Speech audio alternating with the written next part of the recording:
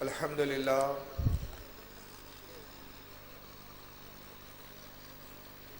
الحمد للہ رب العالمین والعاقبۃ للمتقین والصلاة والسلام علی من کان نبی آدم بین الماء والطین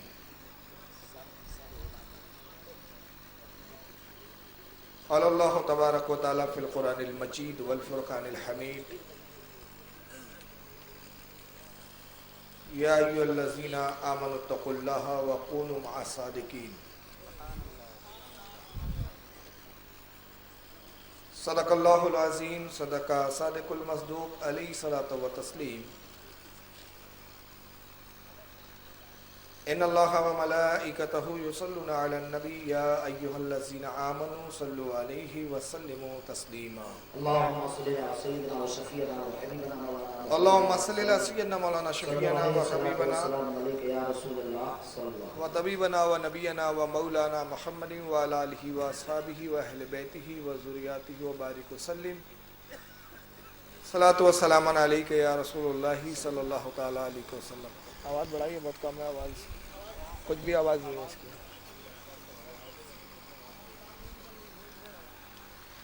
تیرے غلاموں کا نقش قدم ہے راہ خدا،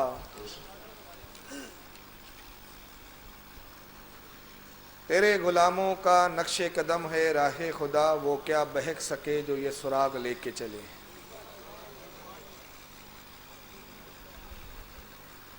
امیٹھی کی سرزمین، جہاں پر ٹھیک 1 سال کے بعد دوبارہ بارگاہ حضرت احمد ملا جیون شاہ علیہ رحمت و رضوان، ان کی بارگاہ میں حاضر ہونے کی سعادت میسر آئی۔ گزشتہ سال بھی عرس حضرت ملا احمد جیون علیہ رحمت و رضوان کے موقع پر حاضر ہوا تھا۔ ٹھیک 1 سال بعد اس سال بھی حاضر ہونے کا موقع ملا۔ دونوں سال کے جو تجربات ہے، مختصر اگر الفاظوں میں اس کو عرض کروں تو وہ یہ ہے کہ زرخیز زمین پر فصلوں کو اگانا، زرخیز زمین کو سرسبز و شاداب کرنا یہ آسان ہے، لیکن بنجر زمین کو سیچ کر زرخیز بنانا یہ بڑا مشکل ہے۔ تقریر میں ہم لوگ کرا رہے ہیں، یقیناً اس میں کوئی دو رائے نہیں ہے کہ ایسی بنجر زمین پر اگر کسی نے سبزہ اگانے کا کام کیا ہے تو وہ ہمدرد قوم و ملت، مصلح قوم و ملت حضرت علامہ مولانا سید محمد نثار احمد صاحب قبلہ دامت برکاتہم العالیہ کی ذات گرامی ہے۔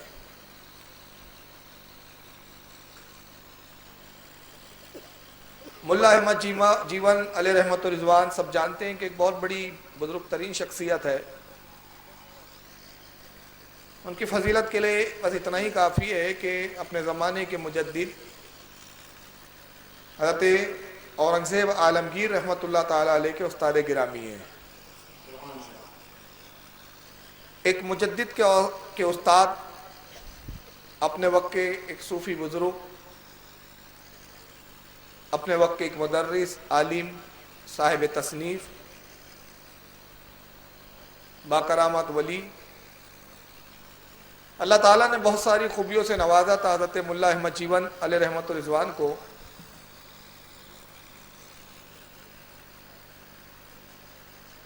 ان کے زیر سایہ ایک ادارے کا قیام کرنا، پھر اس ادارے کو کامیابی کے ساتھ جاری و ساری رکھنا،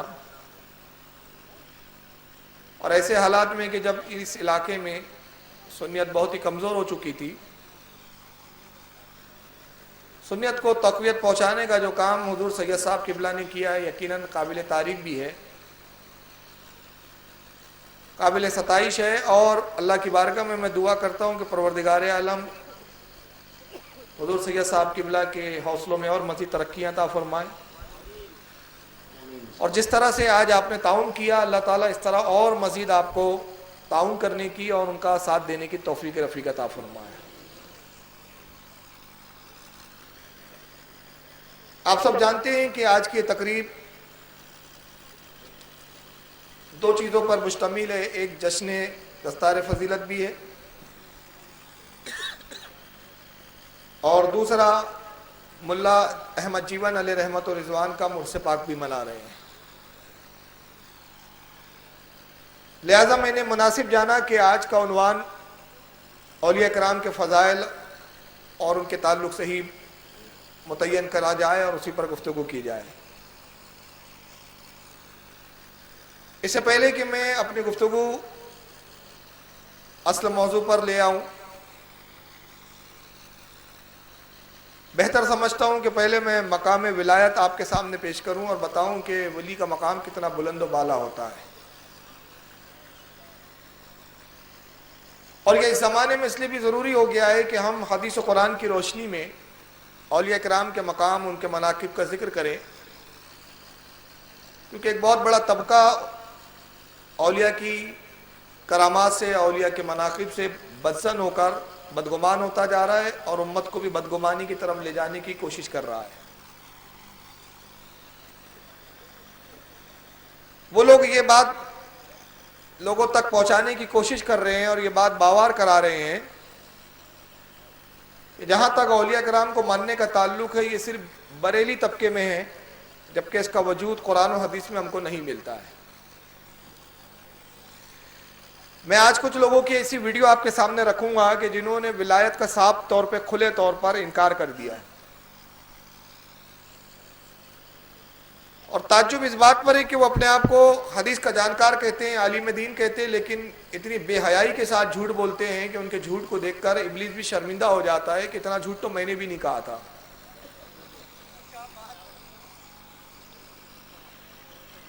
اگر یہ ایک عام آدمی بات کرے تو ہمارے سمجھ میں بھی آئے، لیکن ایک وہ جو اپنے وقت کا شیخ الحدیث بولتا ہو اپنے آپ کو، جو مدارس اسلامیہ میں پڑھا ہو، فارغ ہو، سند لیا ہو، عالم کہتا ہو اور کہلواتا ہو، جب وہ حدیثوں کا انکار کرتا ہے تو بڑا تعجب ہوتا ہے۔ تو پھر میں اس نتیجے میں پہنچتا ہوں کہ شاید ان کے مدارسوں میں آج کل کچھ پڑھایا نہیں جا رہا ہے۔ ان کے مدارس میں صرف یہی پڑھایا جا رہا ہے کہ بس کیسے امت کو گمراہیت کی طرف لے جا سکتے ہو، جو جتنا بڑا گمراہیت کی طرف لے جانے والا مبلغ ہوگا وہ اتنا بڑا ان کے یہاں عالم ہوتا ہے۔ لیکن آئیے میں صحیح حدیثوں کی روشنی میں بتاؤں کہ اولیاء کا ذکر حدیث میں ہے، قرآن میں ہے، اور ان کے مقام، ان کا مرتبہ ہم نے نہیں بلکہ خود اللہ کے رسول نے بیان کیا ہے۔ حضرت انس بن مالک سے روایت ہے، حوالے میں بعد میں دوں گا کہ کن کن لوگوں نے لکھا ہے اس حدیث پاک کو۔ الفاظ حدیث یہ ہے کہ انس رضی اللہ تعالی عنہ قال قال سئل رسول اللہ صلی اللہ علیہ وسلم من آل محمد۔ انس بن مالک کہتے ہیں کہ آقا سے پوچھا گیا، سوال ہوا سرکار سے، صحابہ نے عرض کیا کہ یا رسول اللہ آل محمد کون ہے؟ سوال کی نوعیت بتا رہی ہے، من آل محمد، اے اللہ کے نبی کون ہے آل محمد؟ کا ایک آل محمد رسول اللہ کی اولاد میں تو وہ لوگ ہیں جو حضور کے نسب کے اعتبار سے، خون کے رشتے کے اعتبار سے حضور کے خاندان والے۔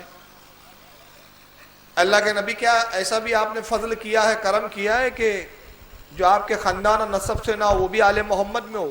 سوال اس طرف اشارہ کر رہا ہے، کیونکہ صحابہ تو جانتے ہیں کہ امام حسن اور امام حسین سے جو نسلیں چلی ہے اور جو چلیں گی آگے قیامت تک وہ سب آل محمد میں ہے۔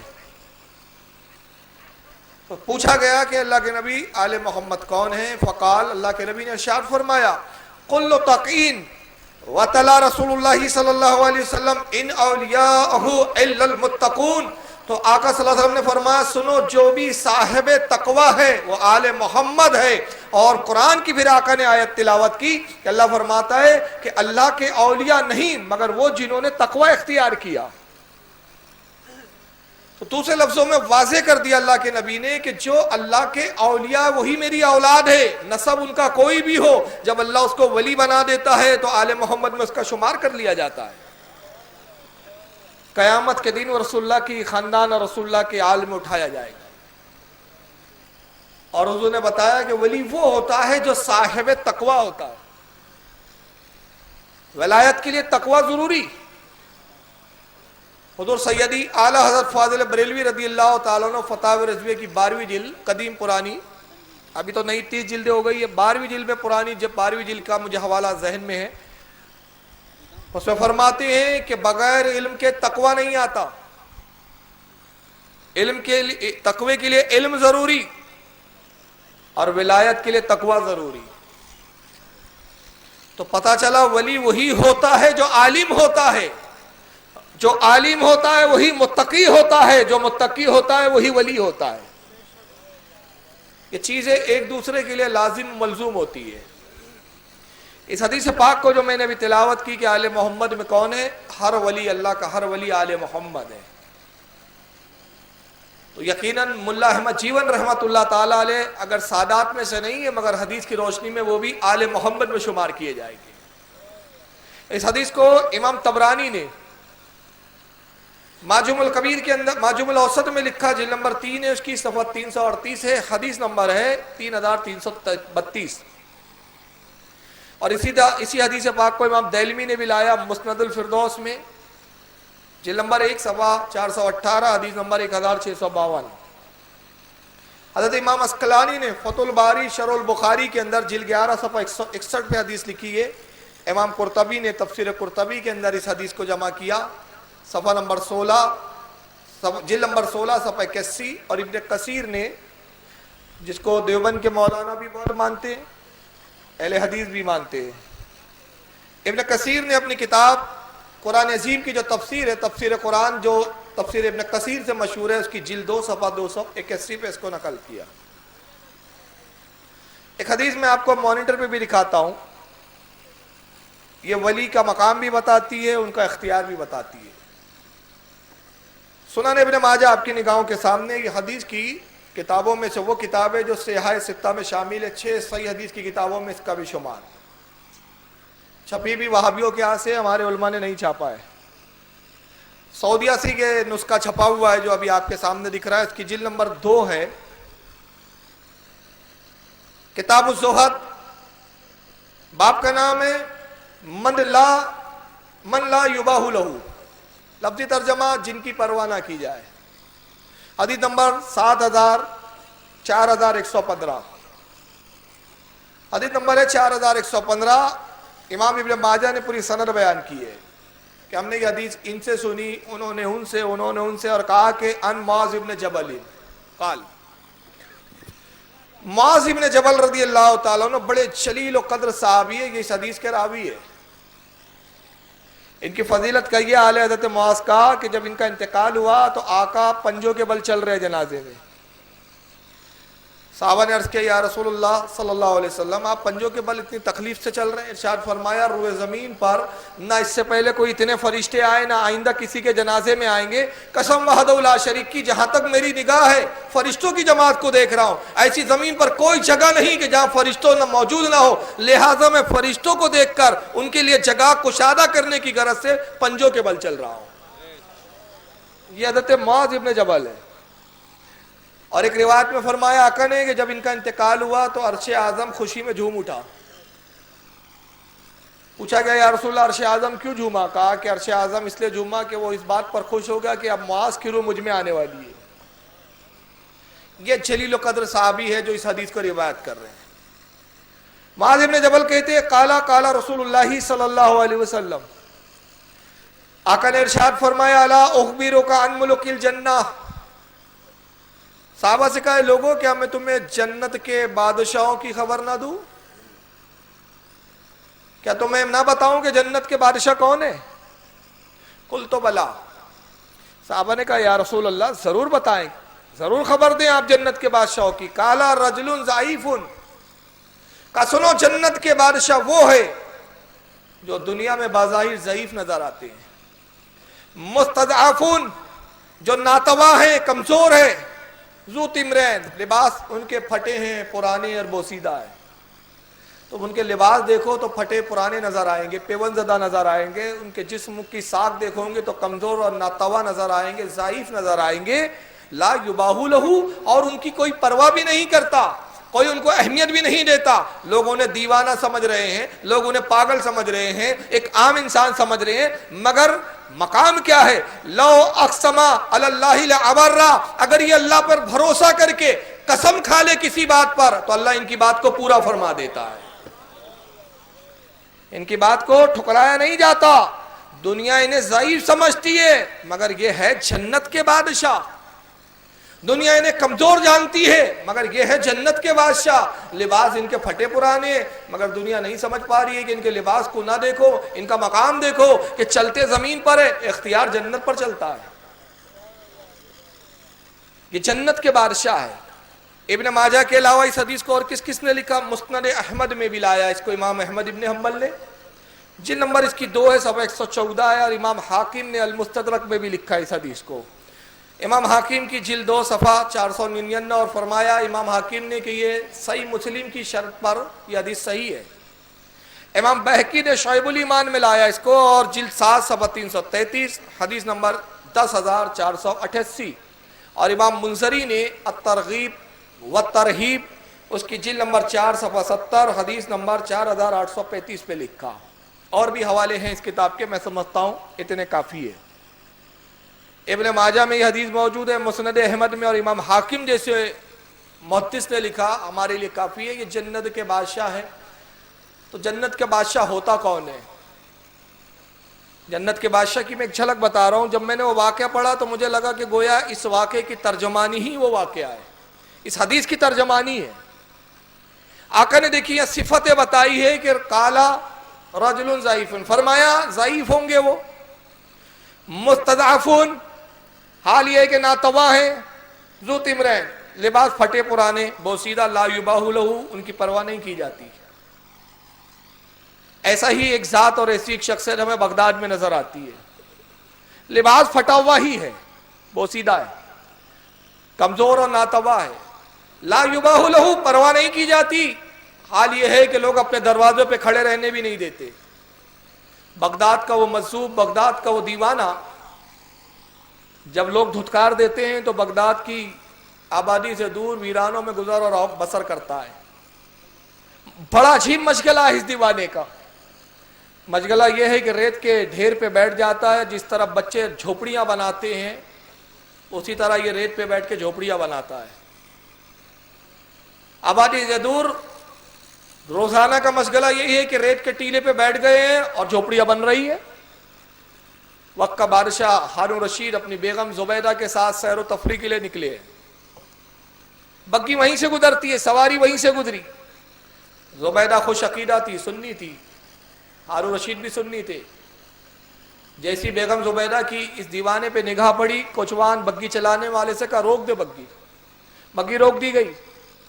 زبیدہ اترتی ہے بگی سے, قریب پہنچی, اس بزرگ کے مجذوب کے بڑے ادب سے سلام کیا, السلام علیکم. وعلیکم السلام. ابھی سر نہیں اٹھایا ہے, کام میں مشغول ہے, جواب دے دیا بے نیازی کے ساتھ. حضور کیا کر رہے ہیں آپ؟ فرمایا دیکھتی نہیں, جنت کے محل تعمیر کر رہا ہوں. یہ جنت کے محل ہے. زبیدہ نے کہا حضور ایک محل ہمیں بھی عطا کر دیجئے. کہا بیگم زبیدہ سنو, محل مفت میں نہیں دیے جاتے, خریدنا پڑے گا, روپیہ ہو تو خرید لو. کہا سرکار خریدنا ہے, بتائے کیا قیمت ہے؟ فرمایا 1 درہم, ایک چاندی کا سکہ. بغیر کسی توقف کے, بغیر کسی انتظار کے فوراً زبیدہ نے اپنا بٹوا کھولا, 1 درہم نکالا, بزرگ کی ہتھیلی پہ رکھ دیا. یہ نہیں سوچا کہ یہ تو ایک دیوانہ مجذوب ہے, جنت کے محل کیسے بیچ سکتا ہے. اور جنت کا محل قیمت 1 درہم. یقین اس لیے کر لیا کہ وہ سنی تھی, ٹنٹناٹن سنی تھی, اور اس زمانے میں کوئی وہابی ہوتا بھی نہیں تھا. خوش عقیدہ تھی, یقین کر لیا. 1 درہم رکھ دیا ہتھیلی پہ. بزرگ نے سکے کو لیا, الٹا پلٹا, رکھنے کے بعد مٹھی میں بند کیا, اور ہاتھ سے جو جھوپڑی بنائی تھی ریت کی اس کو توڑا. کہا جا, یہ محل تیرا ہوا. جا یہ تیرا محل ہے. جی شکریہ, السلام علیکم. وعلیکم السلام. واپس آئی, بگی پہ بیٹھ گئی. ہارون رشید اس منظر کو دیکھ رہے, کہا زبیدہ بڑی عجیب ہو تم, اللہ نے اتنی عقل دی, دانا ہو, کتنا احمقانہ کام کیا. ایک دیوانے کو 1 روپیہ دے دیا, وہ دیوانہ اس روپے کی اہمیت کو کیا سمجھے, وہ دیوانہ اس 1 روپے کی اہمیت کو کیا جانے. ارے کسی باہوش کو دیتی, اس کے کچھ کام آ جاتا, اس کے کچھ خرچے میں آ جاتا. 1 درہم کو ضائع کر دیا. کہتی امیر المومنین اللہ نے اتنی دولت دی ہے, 1 درہم کی کیا حیثیت ہوتی ہے, جانے دیجئے, آخر دیوانہ ہے, کچھ لے لیں گا ورنہ پھینک دیں گا, کیا فرق پڑتا ہے, 1 درہم سے کون سی ہماری دنیا ختم ہوئی جا رہی ہے. بات ختم ہو گئی. بگی میں زبیدہ سوار ہوئی, بگی گھر محل پہ پہنچی. رات کھانے کے بعد ہارون رشید اپنی خوابگاہ میں سوتے ہیں. آدھی رات کے قریب کا وقت گزرا, خواب دکھتا ہے ایک منظر نگاہوں کے سامنے. منظر یہ ہے کہ جنت کی سیر کر رہے ہیں. سیر کرتے کرتے ایک طرف نکلے, دیکھا کہ بڑا خوبصورت بیضوی شکل کا, انڈے کی شکل کا خوبصورت سفید محل ہے, اور اس کی روشنی کا یہ عالم ہے کہ دور تک اس کی روشنی کرنے جاتی ہے. روشن اور چمکدار محل, بڑا خوبصورت محل ہے. ہارون رشید نے دیکھا چلو اس محل کو دیکھا جائے, بڑا خوبصورت محل ہے. قریب پہنچے, محل کے صدر دروازے پہ لکھا ہے قصر زبیدہ, زبیدہ کا محل. ارے یہ تو ہماری بیگم کا محل ہے, زبیدہ کو جنت میں یہ محل دیا گیا, ضرور بیگم زبیدہ محل کے اندر تشریف رکھتی ہوگی, چلیے ملاقات کی جائے. جیسی اندر داخل ہونا چاہتے تھے, پہرے داروں نے روک دیا, خلیفہ رک جائیے, آگے جانے کی اجازت نہیں ہے. کہا کیا ہماری بیگم زبیدہ کا محل نہیں؟ بے شک آپ کی بیگم کا محل ہے, کیوں روکا جا رہا ہے؟ کہا سنیے یہ سب دنیاوی معاملات تھے, آپ کی بیگم اور شوہر کا جو رشتہ تھا سب دنیاوی معاملات. یہ محل جو ملکیت ہے آپ کی, خالص آپ کی بیگم کی, اس ملکیت میں آپ کی کوئی شرکت نہیں. آپ انتظار کیجئے, اندر جا کے اجازت لی جائیں گی. زبیدہ اجازت دے تبھی آپ جا سکتے ہیں. اچھا ٹھیک ہے, جاؤ اجازت لے لو, مگر یہ تو بتاؤ پہلے یہ محل بیگم زبیدہ کو کس عمل کی وجہ سے ملا ہے, کون سا عمل اللہ نے قبول کر لیا؟ وہ پہرے دار کہتے جو حقیقت میں فرشتے ہیں, کہتے ہیں بادشاہ سنو, کوئی عمل قبول نہیں کیا گیا. یہ وہ محل ہے جو محل زبیدہ کو بغداد کے دیوانہ, بغداد کے مجذوب کامل بہل الدانہ نے دیا ہے, جس کو 1 درہم میں زبیدہ نے خریدا تھا. یہ وہی محل ہے. ہارون رشید ہڑبڑا کے اٹھے, یا اللہ زبیدہ تو کامیاب نکلی, ہم ناکام ہو گئے. ہم جس کو دیوانہ سمجھ رہے تھے وہ جنت کا سوداگر نکلا. رونا شروع کیا. زبیدہ کی آنکھ کھولی, امیر المومنین کیوں رو رہے ہیں آپ؟ بیگم تم تو کامیاب نکلی, ہم ناکام ہو گئے. ہم نے یہ خواب دیکھا, تمہیں جنت کا محل دے دیا گیا. زبیدہ نے تسلی دی, کہ امیر المومنین غم نہ کرے, آئیے ہم اس مجذوب کو تلاش کرتے ہیں, مل جائیں گے بزرگ, آپ بھی ایک جنت کا محل ان سے خرید لیجئے گا. اب تلاش شروع ہوئی, صبح سے دوپہر اور دوپہر سے شام, شام سے رات ہوئی, مگر مجذوب کا پتہ نہیں ہے. بہل الدانہ جن کا نام ہے, وہ بغداد کا دیوانہ مجذوب, جس کا لباس پھٹا ہوا ہے, جو بظاہر ضعیف ہے, جس کی لوگ پرواہ نہیں کرتے تھے, وہی دیوانہ مجذوب, لیکن اس کا کوئی عطا پتہ نہیں. وجہ کیا ہے کہ دیوانوں کی کوئی جگہ نہیں ہوتی, کوئی ٹھکانہ نہیں ہوتا. ان بزرگوں کا حال تو یہ ہوتا ہے کہ جہاں جی چاہتا ہے یہ بیٹھ جاتے ہیں, اور جہاں یہ بیٹھتے ہیں وہاں آبادیاں بسا دیتے ہیں, اور جہاں سے یہ ناراض ہو کے اٹھ جاتے ہیں آبادیاں ویران ہو جایا کرتی ہے. ان کو کوئی بٹھانے والا نہیں, اپنے مرضی سے بیٹھتے, اپنے مرضی سے اٹھا کرتے ہیں. تلاش ہوتی رہی لیکن بہل الدانہ کا کوئی پتہ نہیں. دوسرا دن آیا, پھر بگی میں بیٹھے, پھر سوار ہوئے, پھر تلاش شروع ہوئی, مگر دوسرے دن بھی بہل الدانہ کا کوئی عطا پتہ نہیں. ہارون رشید کی حالت غیر ہو رہی ہے, دھاڑے مار کے رو رہے, کھانا پینا چھوڑ دیا ہے, کھانے کی لذت جاتی رہی ہے. تیسرا دن آتا ہے, پھر تلاش میں نکلے, دوپہر کا وقت. اب وہیں سے بگی گزری جہاں پہلی مرتبہ زبیدہ سے ملاقات ہوئی تھی. تلاش کرتے کرتے اسی جب جگہ سے نکلتے ہیں تو وہی منظر نظر آیا, وہی ریت کے ٹیلا ہے, وہی وکم مجذوب بہل الدانہ بیٹھا ہوا ہے, سامنے پھر وہی چھوٹی چھوٹی جھوپڑیاں بنی ہوئی رکھی ہے. ایک جھوپڑی بنانے میں مشغول ہے. خلیفہ خوش ہو گیا, بگی سے بڑی تیزی کے ساتھ اترے, قریب پہنچے, سلام کیا, السلام علیکم. وعلیکم السلام. حضور کیا کر رہے ہیں؟ میاں دیکھتے نہیں جنت کے محل بنا رہا ہوں. سرکار ایک محل مجھے بھی عطا کیجئے. مفت میں نہیں دیتے, خریدنا پڑے گا. حضور میں خریدنے کے لیے تیار ہوں, قیمت بتائیں. فرمایا خلیفہ سن, اس کی قیمت تیری پوری حکومت, اس کی قیمت تیری پوری حکومت. حضرت بڑے تعجب کی بات ہے, 2 روز قبل آپ نے اپنی لونڈی, اپنی کنیز زبیدہ کو محل فروخت کیا تھا 1 درہم میں, مگر 2 دن میں اتنی قیمت بڑھ گئی ہے, اتنی مہنگائی ہو گئی ہے.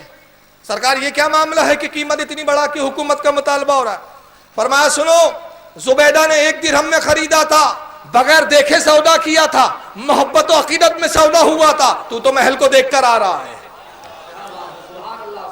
اب محل دیکھا جا چکا ہے, معاملہ اب اس کا نہیں رہا, غیب والا معاملہ نہیں رہا. قرآن نے مومن کی تعریف یہ بیان کی, والذین یؤمنون بالغیب, مومن وہ ہے جو غیب پر ایمان لاتے ہیں. تو سنی جب کسی بزرگ سے عقیدت رکھتا ہے, اس کو آزماتا نہیں ہے, بلکہ بے دلیل اس کو بزرگ مان لیا کرتا ہے. اور یہ بدعقیدہ آزمائشوں میں جاتے ہیں تو محروم رہ جایا کرتے ہیں.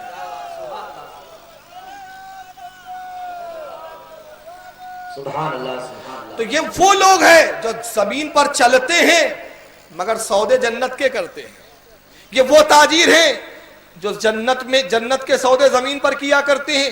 انہی کی تعریف اللہ کے رسول یوں بیان کر رہے ہیں, رجل ضعیف, تم دیکھو گے کہ یہ بظاہر کمزور ہے, مستضعف, ناتواں ہے, ذو تمرین, لباس ان کا پھٹا اور پرانا بوسیدہ ہے, لا یباہ لہ, ان کی کوئی پرواہ نہیں کرتا, مگر حال یہ ہے لو اقسم علی اللہ لابرہ, اللہ پر بھروسہ کر کے کسی بات پر قسم کھا لے, اللہ ان کی بات کو پورا فرما دے. سبحان اللہ سبحان اللہ. یہ وہ جنت کے لوگ ہیں. امام علی مقام امام حسین کے بعد ایک شخص آتا ہے, اس پہ میں بہت سارے واقعات بیان کر سکتا ہوں, لیکن موضوع ابھی یہ نہیں ہے, میرا موضوع کچھ اور ہے. بس اس حدیث کی تشریح میں ایک آخری واقعہ بیان کر کے میں آگے گزر جاؤں گا. امام حسین امام علی مقام کے بعد ایک شخص حاضر ہوتا ہے, سرکار میں حج کے لیے جا رہا ہوں, میرے پاس 1 لاکھ درہم ہے, چاہتا ہوں آپ کے پاس بطور امانت رکھ دوں,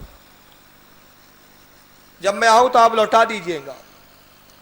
امام علی مقام نے فرمایا ضرور رکھو. اس نے 1 لاکھ روپے درہم لائے, 1 لاکھ کے سکے لائے, حضرت کے حوالے کر دیا.